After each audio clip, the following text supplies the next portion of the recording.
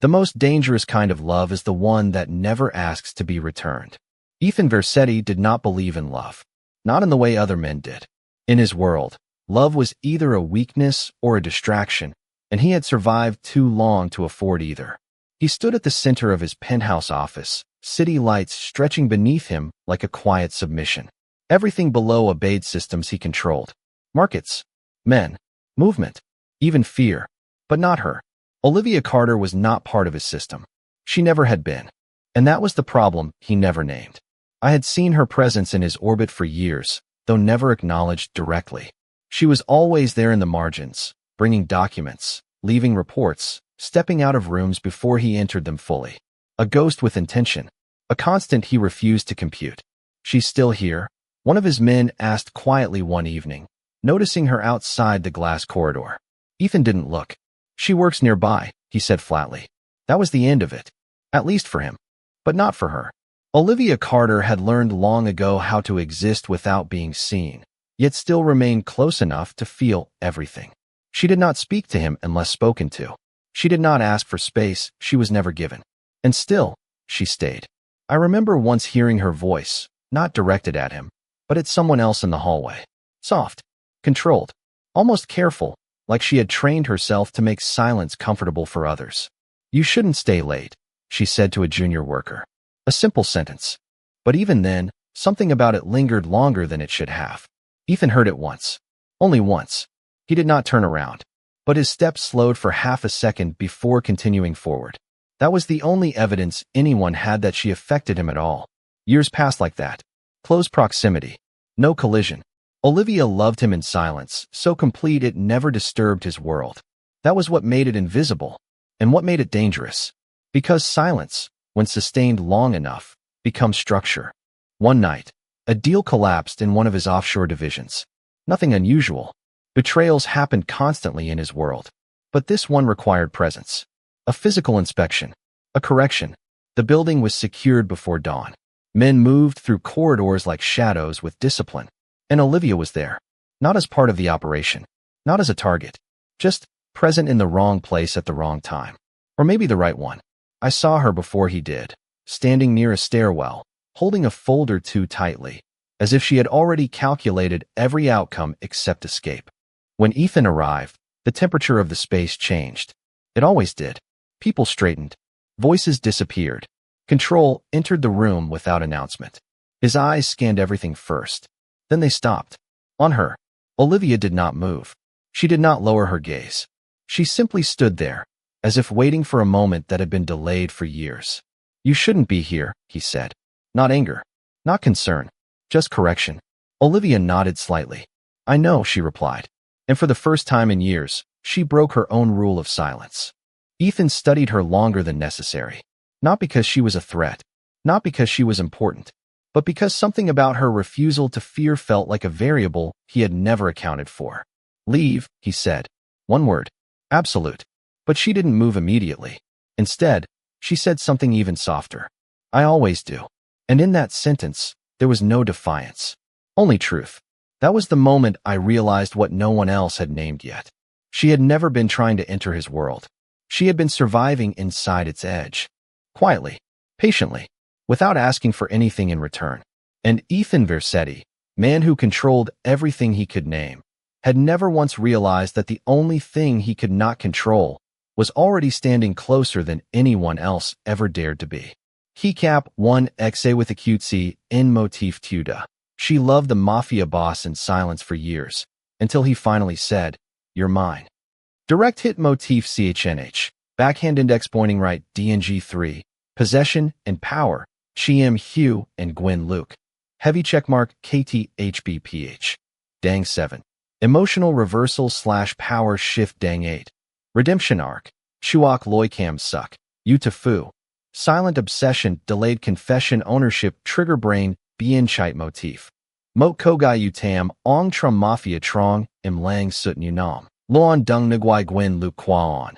Cho Den Kai on Bat Ngo Thua, Nan, You're mine. Bien Ton Bo Mwakwan Hitan Su Chiem, Hu Cam Suk Tuet Doi Va Dao Chiu Gwen Luke Tom. Ly. Keycap 2 Outline 9 PHN, BNGC. Chun Motif 3. Nan Vat, Nam Chin, Ethan Romano, Mafia Boss My New Chin, Sophie Lane, Kogai Bin Thuong, Utam 1. The Gioi Kwa Ong Trum Kong Kam Suk Ethan Romano Juhan the Gioin Gam Bang, Su Lan Lung Tuet Doi, Kong de Kam Suk Can Thiep. 2. Kogai Dung Nguai He Thong Gwen Luke Sophie Lane Lam Vik Gon On and Hung Lon 06, Tri Kong Tun Tai Trong Ban Du Gwen Luke. 3. Tin Yu Im Lang Kio Dai Nu Nam Sophie Yu Ethan Trong Im Lang Tuet Doi, Kong AI Beat, Kong AI NRA 4. Koang Catch Kong the Vut Kwa Ethan Luan Zem Ko Nu Mot, Fan No Kong Lean Quan Den the Gioi Kwa On. 5. Mot Bien Ko Byuk Ko, O Ligon Han Mot Tin Hung Noi Him Keen Sophie, by Kio Veo Fam 6 Kim So Kwa Ethan. 6. Londao Ethan Chu On Bat Down NRA Su Tun Tai Kwa Ko Kong Jong and Hung Nuoi Kok. 7. Su Quan Sat Chuyen Tan Im on Ethan Bat Daudo Y Sophie Nu Han Im Usi Kan Thiet. 8. Cohen Kok Mat Kim Sok Kam Suk Sophie Van Im Lang. And Hung Chin Su Im Lang, Du Kim Ethan Dao Dong. 9. Ka Noi Din Men Your Mind. Bien Tin Yu Tam Lang Tan Chiem, Hu Tuet Doi. He Cap 3 Outline MOI. Nong CAP. Cinematic Possession Arc. Clapperboard Silent Love Ownership Collapse Structure. High Voltage 1. NG Term Trong Ter TLNH Ethan Romano Kim Sot Moi Thursday Bang Logic. Kong Kam Suk. Blackheart 2. CGA with acute IV Hein Trong THGCA YNH Sophie Lane Tun Tai Ben Ria, He Thong Ma Kong AI Koi Trong. Fire 3. TNHYU Kong Cien Fin HI Ko Yuan Trong Im Lang, Kong Mong Duok Dap Lai. Chains 4. Kong Chi CGI Bang Quinn LC Ethan Vo Tuk Juko Ogon in Hong Kong, Bao Gio Cham Toy. Broken Heart 5. Bijin CKO HAI and GLIGN, Mot Su Kien Byuk Sophie Byuk Veo Vung Noi Him Kwa the Gioi Mafia. Brain 6. In Shin That Tin Ca Ethan on Bat Dao Thay Ko Kong Khan, Vo Nia Nu Truok. Warning 7. SCHYTR Thun Thy Kuyen on Theo Doi Ko Ma Kong, NRA Su Thay Doi Kwa Chin Min. Sunglasses 8. SIM Long PHA with acute V Kim, SOA with acute T, Sophie Kong Thay Doi. And Hung Chin Suon Din Kwa Ko Lam on Mat Kan Bang. Collision 9. Tu In B Chim Hu Your Mind. Koen Kok, Dao Chiu Tone Bo Ka Truck Kam Suk. Keycap 4 KY Thuet Viet. Motif 3. Possession Romance. Brain 1. Silent Obsession Buildup. Tin Yu Kong Loi Tich, Lai Dai Han Fire 2. Power Asymmetry Kor Nam. Gwyn Luke Tuet Doi Nu. Tun Tai Nguai, He Thong Blackheart 3. Emotional Suppression Trigger Moment Kam Suk Chi Bung, No Kai Ko Bien Ko Chains 4. Ownership Climax Line. Your Mind, La Ku Fa Vo Ka Truck Collision 5. Psychological Reversal Ko Gai Kong Thay Doi Chin, Ju Du Lam on Mat Kim, Sot Nu Ban Muon. Tua Ko the Viet Nai. Backhand Index Pointing Right Part 1 Cinematic 575 2. Slow Burn Obsession CUC Viral. Backhand Index Pointing Right Hoax 6 Prompt Cinematic. Your Mind Moment. Backhand Index Pointing Right Hoax Full 9 Fanton Script YouTube Retention Chow. Silence is not emptiness. It is the place where obsession grows without permission. Ethan Romano did not sleep that night. Not because anything had changed in his empire, but because something unclassified had entered it. Olivia Lane's words still echoed in the spaces between his thoughts, simple, controlled, almost meaningless to anyone else. I always do. That sentence should have meant nothing. Yet it repeated itself in his mind with the persistence of a system error he could not debug. I stood outside his office when he returned, the city still awake beneath us, lights flickering like distant signals he no longer needed to interpret. He didn't speak at first. He rarely did when something unsettled him. Instead, he removed his coat slowly, as if time itself had become heavier. Run her profile again, he finally said. His voice was calm. Too calm. That was how control always disguised disturbance. I had already run it. Twice. Nothing new appeared. Olivia Lane remained what she had always been on paper. Background worker, administrative access only, no affiliations, no financial anomalies, no trace of anything that should explain why she stayed within his perimeter for years without breaking or leaving. And yet, she did not behave like someone without significance. That was the problem. Ethan stood by the window, looking down at the city like it owed him answers. She didn't move when I told her to leave, he said quietly. I waited. He continued, people move when I speak. That was true. It always had been. In his world, hesitation was either fear or defiance. But Olivia had shown neither. Only continuity. Only presence. That kind of behavior did not belong in systems built on power. It belonged in something older. Something deeper. He turned back finally. How long has she been near me? The question was not about logistics. It was about recognition. I hesitated before answering. Years. The word landed without reaction, but I saw the smallest shift in his gaze. The kind that happens when a structure you believed stable reveals a hidden fracture. Ethan walked past me without another word, entering the inner security room.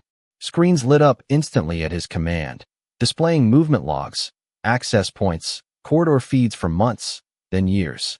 Olivia appeared repeatedly, not centered, never highlighted, always peripheral, passing through frames like she had learned how to exist without disturbing surveillance itself. She avoids cameras, one of the analysts muttered. Ethan didn't respond. His eyes stayed fixed on one recording, a hallway outside his private meeting room, late evening, 2 years ago. Olivia stood there briefly, holding a file. She wasn't supposed to be there according to schedule records. Yet she was. Waiting. Not for permission. Just waiting for something to pass in front of her. He zoomed in. Her expression was unreadable. Not nervous. Not proud. Just steady in a way that made everything else look temporary. Why would someone stay invisible that long? Someone asked behind me. No one answered. Because the answer wasn't procedural. It wasn't logical. Ethan leaned closer to the screen. For the first time that night, his voice lowered, not in command, but in something closer to inquiry. She's not trying to be seen, he said slowly. She's choosing when not to be. That distinction changed the air in the room. Control is easy when everything reacts to you. But something that chooses its own silence cannot be measured the same way.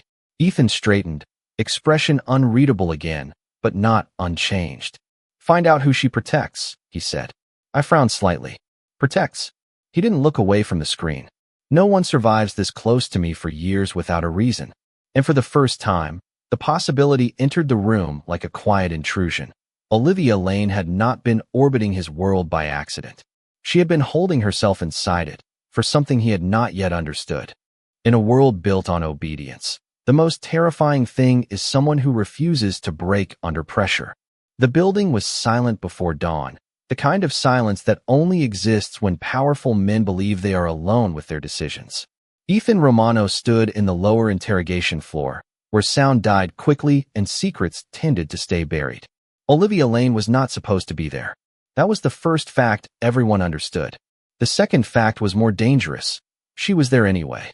I watched from the edge of the room as the situation unfolded, not as chaos, but as something far more unsettling. Order trying to interpret an anomaly. Ethan had not spoken since arriving. He didn't need to. His presence already bent the atmosphere, pulling attention into alignment like gravity enforcing discipline.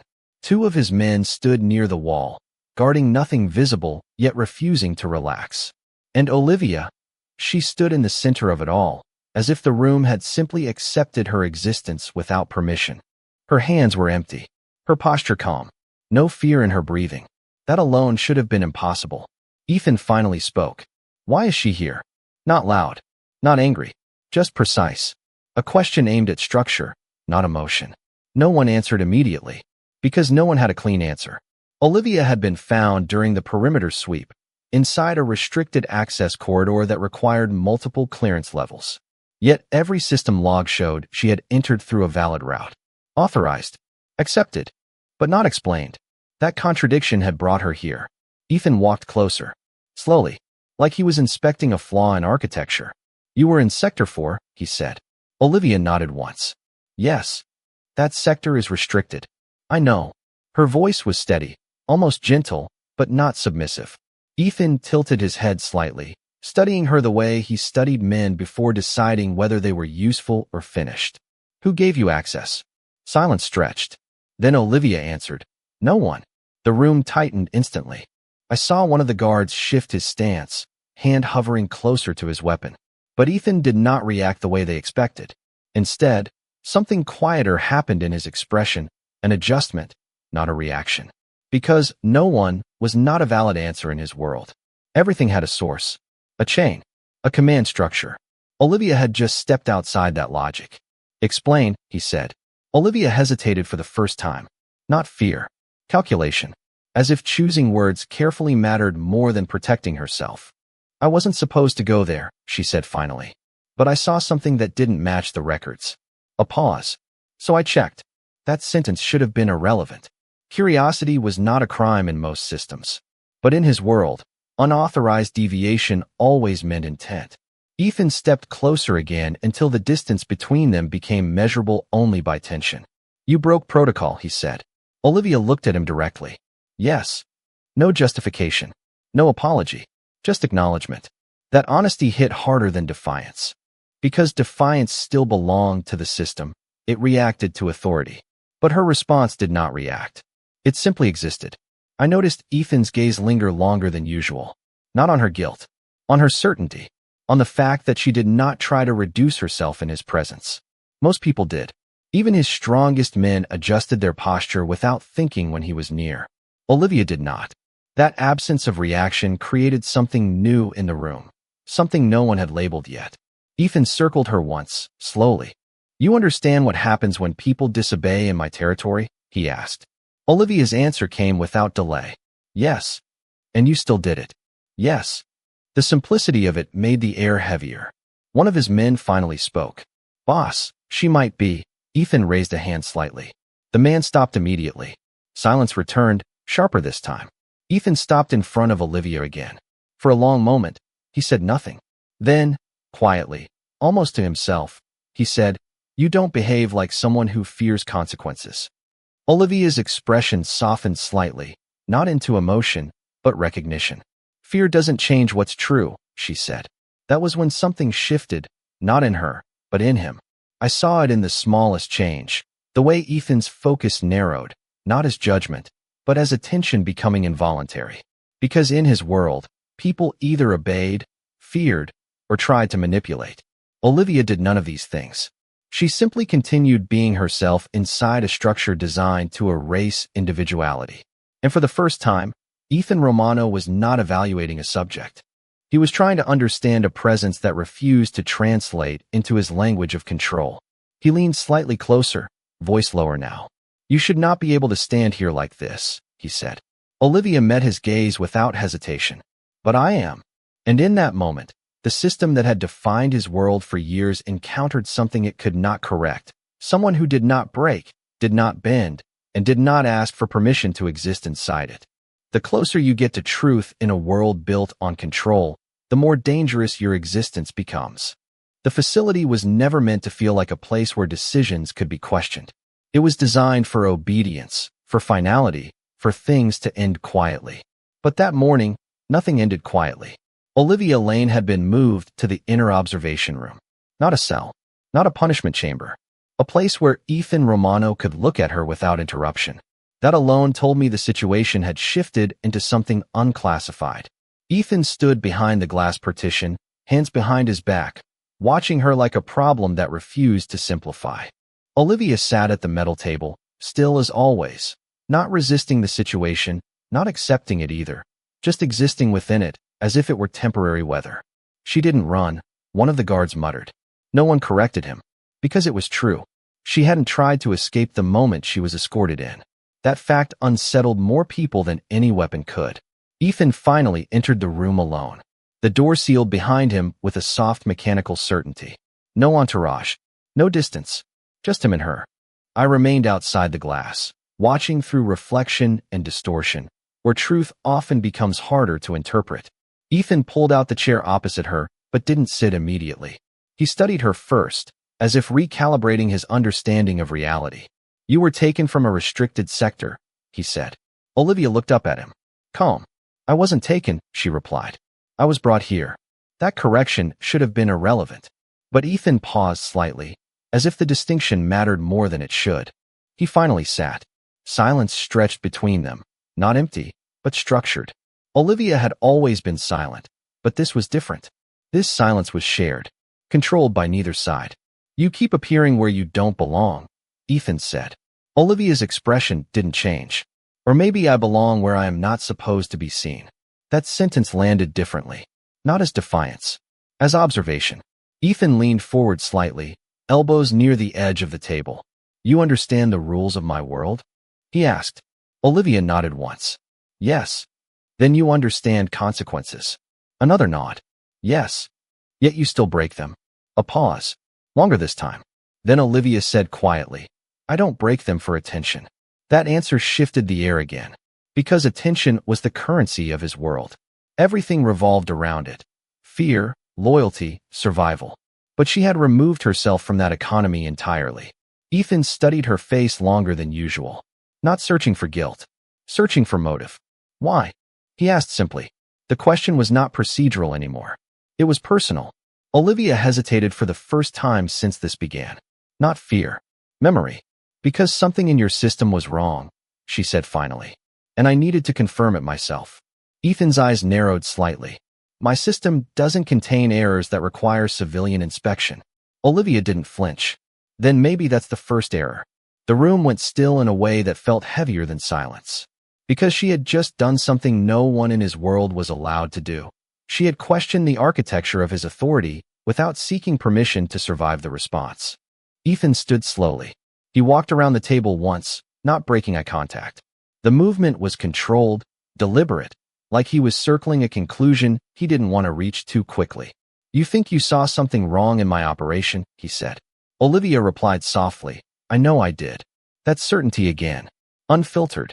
Unadjusted. Ethan stopped behind her chair for a moment. I saw his hand rest lightly on the back of it. Not aggressive, not gentle, but present. A mark of proximity rather than control. People who think they can audit my world usually don't last long, he said. Olivia looked forward, not turning to face him. I'm not trying to audit your world, she said. I'm trying to understand it. That was the difference. And it was the first time I saw Ethan Romano pause without having a strategic reason to do so. Because understanding is not obedience. And it is not rebellion. It is something far more unpredictable. It creates connection where control is supposed to be absolute. Ethan stepped back slowly. You shouldn't be able to stand in front of me and say things like that, he said quietly. Olivia finally turned her head slightly, just enough for him to see her expression fully. But I am, she said again. And for the first time, the structure of his world did not respond to him the way it always had. It responded to her existence instead. The moment you stop treating someone as a suspect is often the moment you start becoming vulnerable to them. The building's lower level was quieter than usual that morning, not because operations had slowed, but because everyone understood instinctively that Ethan Romano's attention had shifted inward. And when Ethan looked inward, people disappeared on their own. Olivia Lane was no longer in the interrogation room. That fact alone changed the rhythm of the entire floor. She had been relocated without public order, without visible instruction, and without explanation. Only Ethan's silence confirmed it had been intentional. I followed him through the secured corridor leading back to his private command suite. No one spoke. Even the guards avoided eye contact, as if speaking might accidentally define the situation too clearly. Ethan walked ahead, hands in his coat pockets, expression unreadable, but not empty. It was the kind of expression that meant calculation had turned into something else. He stopped only once before entering the room. Pull everything from the last 6 years, he said. I hesitated. Everything on what exactly? He didn't turn. On her. That single word carried more weight than any formal order. Inside the command suite, the screens had already been activated. Data streams ran across multiple panels. Personnel logs, corridor feeds, access records, financial traces, communication shadows. Olivia Lane's existence, reconstructed in fragments she never seemed to fully occupy. At first glance, there was nothing unusual. That was what made it worse. She moved through his system like a neutral variable, always present but never disruptive, never triggering alerts, never crossing thresholds that would mark her as significant. And yet she had remained too long in spaces where longevity itself was statistically impossible. I noticed Ethan standing still behind the central console, watching footage from years ago cycle across the screen. Olivia passing through a hallway. Olivia standing outside a meeting room. Olivia leaving a document at a desk before disappearing before anyone acknowledged her. She's been inside our perimeter longer than some of my captains, one analyst said quietly. No one corrected him. Because it was true. Ethan finally spoke. That's not what I'm looking for. The room tightened slightly. He leaned forward, rewinding a segment. Olivia again. This time near a restricted access point she should not have known existed. Not breaking in. Not forced entry. Just arriving there. As if she already understood where the blind spots were. She navigates blind zones. I said before I could stop myself. Ethan's eyes narrowed slightly at the screen. Or she knows where they are because she designed them, he replied. That statement changed the tone instantly. No one moved. Because design implied involvement. And involvement implied something far more serious than curiosity or coincidence. It implied access. Ethan walked to another console, pulling encrypted archives that had not been accessed in years. Old restructuring files. Infrastructure revisions. Minor corrections in routing systems and surveillance coverage. Changes too small to notice individually, but together forming a pattern. And within that pattern, Olivia's presence appeared again. Not as an actor, but as a trace. She's not just observing, Ethan said slowly. His voice had lowered, not in volume, but in intensity. She's been near the architecture. I felt the room shift again. Because near in his world meant nothing unless it became inside. Ethan brought up a corrupted file segment, timestamped from 4 years ago. A system reroute approval flagged under a secondary authorization chain. A chain that should have required internal clearance from his highest technical division. Yet the signature wasn't from his captains. It wasn't from contractors. It was clean, minimal, unregistered at surface level, but consistent enough to repeat across multiple points in time. Olivia Lane's name did not appear directly anywhere. It never did. But her proximity to every anomaly was statistically impossible to ignore. She's been correcting something, Ethan said quietly. No one responded. Because correction meant interference. And interference meant intention. Ethan turned from the screen finally, gaze steady now in a way that felt sharper than before. Find out what she was protecting, he said. Not what she did. A pause. What she was preventing. That distinction changed everything. Because it meant Olivia Lane was not simply surviving inside his world. She was shaping how parts of it functioned without ever asking for recognition.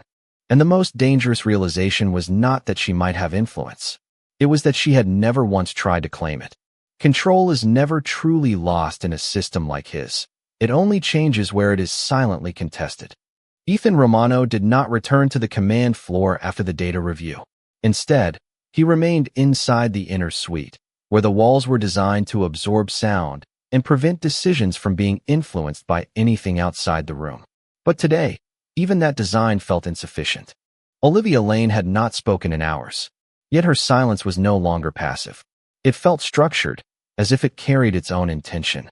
I noticed Ethan standing near the central table, not looking at the screens anymore. For the first time since this began, he was not trying to extract information from systems. He was trying to interpret a person without a system. What do we have on her origins? He asked. The analyst hesitated. Still inconsistent, sir. Ethan didn't react immediately. That alone told me the answer had not satisfied him. Inconsistent how? He asked. The analyst adjusted the display. Her entry records begin at age 19. Before that, no verifiable identity trail. No school registry, no medical archives, no financial history. A pause. It's as if she appeared already formed. That phrase hung in the room longer than it should have.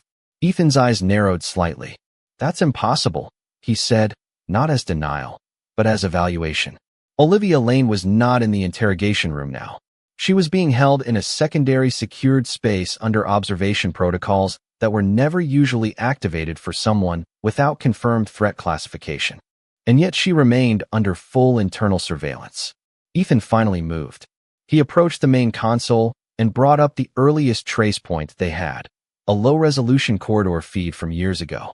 Olivia passing through a background sector, head slightly lowered, hands steady, moving with a familiarity that suggested she was not navigating blindly through the building, but remembering it.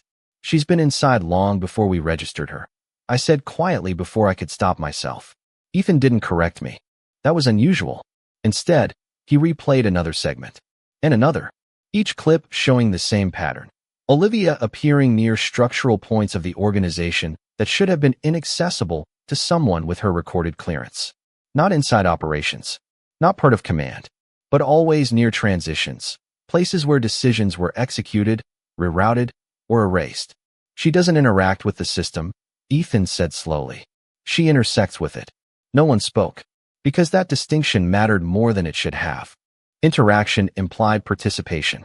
Intersection implied design proximity. Ethan turned away from the screen briefly, as if the visual data was no longer enough. Check financial adjacency, he ordered. Communication proximity. Any indirect contact points. Hours passed compressed into fragmented data streams. Reports came back clean at surface level. But beneath that, patterns began to emerge, too subtle for casual detection, too consistent to be coincidence. Olivia Lane's name never appeared in transactional records, but fragments of system adjustments aligned with her presence in time and space. Small corrections, infrastructure reroutes, administrative corrections flagged under secondary review chains that no one remembered authorizing. One analyst finally spoke, voice uncertain. "Sir, it looks like she's been near every structural revision we've made in the last 5 years." That was when Ethan stopped moving entirely. Not because he was surprised, but because something in the pattern had become familiar in a way he did not yet want to define. He walked slowly back toward the display and zoomed in on one specific timestamp, the night of a major internal restructuring, a moment that had reshaped several layers of his organization. Olivia was there in the footage, standing near a service corridor, not intervening, not visible to key personnel, but positioned exactly where system validation passed through before final execution. She wasn't watching, Ethan said quietly. She was present at the point of confirmation. No one responded, because that meant intent. Not observation, not coincidence. Intent embedded at structural level. Ethan turned slightly, voice lower now.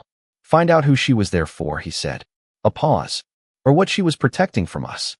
And for the first time, the question no longer sounded like an investigation.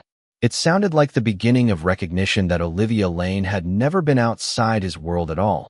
She had been quietly embedded within its most sensitive edges long before he ever became aware she existed. The truth does not arrive as a revelation. It arrives as a pattern that finally refuses to stay hidden. The room had changed again, though nothing physically had been altered. That was what Ethan Romano noticed first. The absence of Olivia Lane had shifted the meaning of everything she had once occupied. She was no longer present in any visible space of the facility, yet her influence felt more concentrated than when she stood in front of him. That contradiction was becoming the center of everything. I stood behind him as he reviewed the latest consolidated report. His posture was still, but not relaxed. Ethan Romano never relaxed when something stopped behaving according to defined structure. "She's been moved to the outer residential perimeter," I reported. "Under passive observation only." He didn't look up from the screen. "Who authorized it?" he asked. The question wasn't about protocol. It was about ownership. I hesitated. "You did." A pause. Then he slowly turned his head. That moment carried more weight than any raised voice would have. "I didn't authorize removal from analysis," he said quietly. I didn't respond immediately, because I understood what he meant. Olivia was no longer being studied in controlled conditions. She was now outside the system that defined how she was interpreted. Ethan exhaled slowly, then stood. "Bring her back into the command cycle," he said. No one moved at first, not because they were disobeying, but because the request itself no longer fit any category in the system. Olivia Lane had been classified, declassified, reassigned, and reevaluated multiple times in the last 24 hours. And yet every classification failed to capture what she was becoming inside the structure of his attention. "Sir," one analyst finally said carefully, "bringing her back will expose internal tracking adjustments." Ethan turned slightly. "That's not what I asked." The silence that followed was heavier than any threat. I realized then that something fundamental had changed. Ethan was no longer reacting to Olivia as a variable in his system. He was treating her as a missing constant. And missing constants are more dangerous than errors, because they force the entire equation to reconfigure itself. He walked to the main display again. "Show me her last known movement before relocation," he ordered. The footage appeared instantly. Olivia walking alone through a corridor, passing surveillance points without hesitation, not avoiding them, not acknowledging them, simply moving as if she had already accepted their presence long before they were installed. She never looks at cameras, one technician muttered. Ethan replied without turning. Because she doesn't need confirmation she exists inside them. That statement changed the room. Not because it was dramatic, but because it implied understanding. Olivia was no longer being interpreted as someone navigating a controlled environment. She was being interpreted as someone aware of the environment's structure itself. Ethan replayed the footage again, slower this time. Each frame revealed the same unsettling consistency. She did not behave like someone trying to avoid detection. She behaved like someone who knew exactly where detection failed. She's not reacting to our surveillance, I said quietly. She's mapping it. Ethan didn't deny it. Instead, he zoomed in on a single frame where Olivia paused briefly near a junction point. A location that coincided with a silent system recalibration event from years earlier, one that had never been publicly documented. She was there again, Ethan said. His voice was lower now. Controlled, but different. Less evaluative. More focused. Not physically. I replied instinctively. Then what do you call this? He asked. No one answered. Because the pattern was no longer coincidence. It was continuity across time, embedded in places no one had thought to connect. Ethan stepped back from the screen. For the first time, he looked away from data entirely. She's not inside my system, he said slowly. A pause. My system is inside her trajectory. The room went still. Because that interpretation inverted everything they believed they were observing. Olivia Lane was no longer being positioned as someone moving through Ethan Romano's world. She was being understood as someone whose presence had already influenced the structure of that world before she was ever consciously recognized within it. And in that realization, Ethan Romano finally stopped searching for what she had done and started confronting what she had always been to his system without anyone noticing. A silent variable shaping outcomes that had been incorrectly attributed to control. In every system built on dominance, there comes a moment when the observer realizes they are no longer observing alone. The command suite was darker than usual, the lights dimmed to a controlled minimum, as if the building itself understood that no further clarity was needed, only resolution. Ethan Romano stood in front of the main display, but he was no longer reading data. He was waiting, not for information, for confirmation of something he had already begun to accept, but had not yet named. Olivia Lane was not in any visible facility zone. That fact had been verified 3 times. But Ethan had not moved from the screen for nearly 10 minutes. Stillness like that was never indecision. It was consolidation. She's not in residential perimeter surveillance anymore, I said carefully. Her trace was intentionally obscured at system level. Ethan didn't respond immediately, then quietly. By whom? The question was simple, but it carried weight that tightened the entire room. I hesitated. Internal override. Authorization signature matches yours. For a moment, nothing happened. Then Ethan slowly turned his head. That pause, the absence of reaction, was more dangerous than anger. Because it meant he was comparing reality against something deeper than protocol. I didn't authorize obscuration, he said. No emotion. Just correction. Absolute. One of the analysts quickly interfaced with the system again. Sir, the command originated from a layered permission cascade. Your credentials were used, but not initiated locally. That statement should have been impossible. Yet it existed. Ethan walked closer to the console, eyes fixed on the metadata trail. Each layer unraveled like something deliberately constructed to survive scrutiny. And at the center of it, where the system should have collapsed into contradiction, there was continuity. Olivia Lane's presence did not appear as a command, a signature, or a directive. It appeared as alignment, as if multiple independent systems had adjusted themselves around a single point without ever acknowledging coordination. She didn't hack anything, I said quietly before I could stop myself. Ethan didn't correct me. Instead, he said, she didn't need to. That was when the room changed again. Because hacking implies intrusion. Control implies force. But this was neither. This was architecture behaving as if it already accounted for her existence. Ethan zoomed in on the earliest trace of the override sequence. A dormant protocol layer, buried beneath systems that predated his leadership. A layer no one actively maintained anymore, because it was assumed irrelevant. This predates my control structure, Ethan said slowly. One of the senior technicians nodded. Yes, sir. It was part of legacy stabilization protocols, deactivated years ago. Ethan stared at the screen longer than anyone was comfortable with. And yet it responded, he said. No one answered. Because it wasn't supposed to. Olivia Lane had not triggered the system. The system had reacted to her absence as if absence itself was a failure condition. Ethan stepped back slowly. For the first time, I saw something different in him. Not confusion, not suspicion, but recalibration. She's not being hidden, he said quietly. She's being protected by structures we didn't design to understand her. The words should have sounded irrational. But in that room, surrounded by evidence that refused to behave according to expectation, they felt increasingly accurate. Ethan turned away from the display. Restore full trace integrity, he ordered. No filters. No overrides. I want everything she has ever touched, entered, passed through, or existed near. A pause.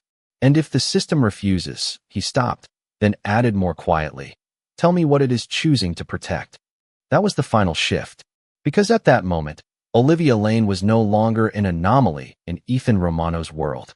She had become the reference point by which the system itself revealed its limits. And for the first time, Ethan was not trying to control her presence. He was trying to understand what kind of reality had already been rewritten around her without anyone giving permission.